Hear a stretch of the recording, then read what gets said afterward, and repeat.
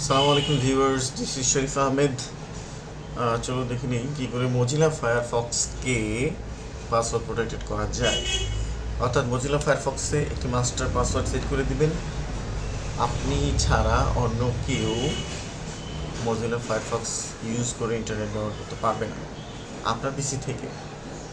চলুন, ব্যাপারটা একদম সহজ, আমরা দেখে নিই। জাস্ট মজিলা ফায়ারফক্স ওপেন করি।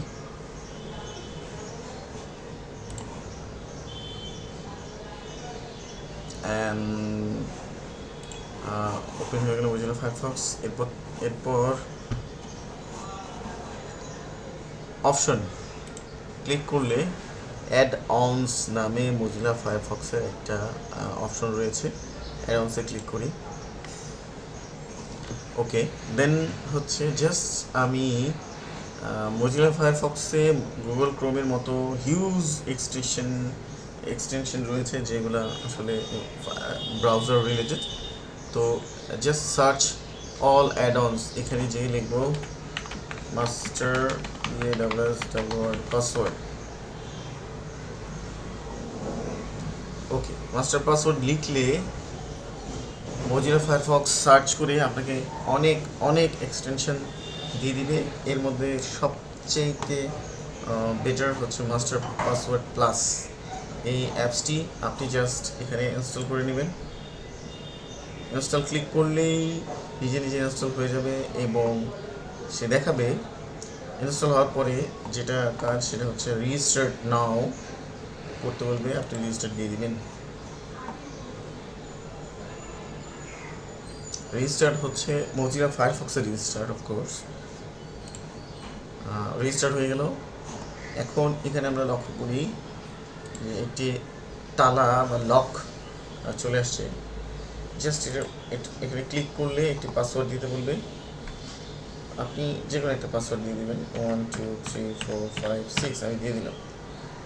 ওকে, দেন আমি চেক করি।